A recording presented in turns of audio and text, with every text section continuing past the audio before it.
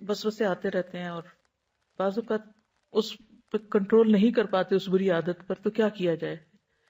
اس کے بارے میں امام ابن تیمیہ کا ایک فتویٰ ہے.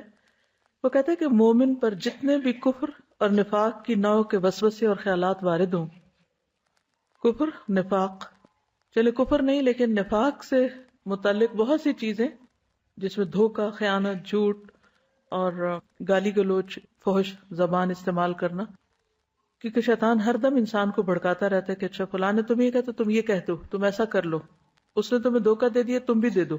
ہاں؟ اور انسان کو یہ بھول جاتا ہے کہ نہیں، نبی صلی اللہ علیہ وسلم فرمایا کہ لا تخن من خانک، جس نے تمہارے ساتھ خیانت کی تم اس کی خیانت مت کرو. ہاں؟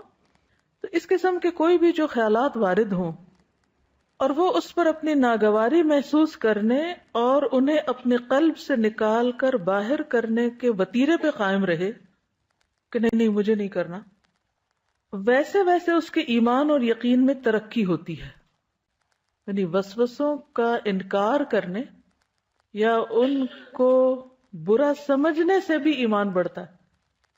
اسی طرح جتنے بھی اس کے نفس میں گناہ اور بدی کے خیالات آئیں، برے خیالات آئیں، گناہ یا کوئی بے حیائی کا کام یا کوئی بھی ایسی چیز، مگر وہ ان پر اپنی ناگواری برقرار رکھے کہ نہیں یہ برا ہے، میں غلط سوچ رہا ہوں، یہ ٹھیک نہیں، اور ان کو دفع کرنے کی کوشش میں لگا رہے اور خدا کی خاطر ان کو چھوڑ رکھنے کے عزم کی تجدید کرے کہ مجھے اس برائی سے چھٹکارا پانا ہی پانا ہے، میں نے اس کو چھوڑ دینا ہے، مجھے اسے چھوڑنا ہے. اور وہ دعا بھی کرے، کوشش بھی کرے، محاسبہ، مجاہدہ اور دعا مسلسل یہ کرتا رہے، اتنا ہی اس میں تقوی اور نیکی پروان چڑھتی ہے اور اتنا ہی وہ شخص صالح بنتا جاتا ہے، یعنی اس کی نیکی میں اضافہ ہوتا جاتا ہے.